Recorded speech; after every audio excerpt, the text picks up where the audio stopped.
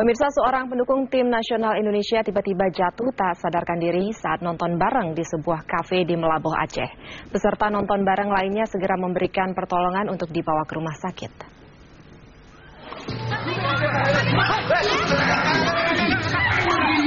Hidayat, lelaki berusia 40 tahun ini tampak histeris sebelum akhirnya jatuh pingsan dan tak sadarkan diri setelah wasit meniup peluit panjang tanda berakhirnya pertandingan.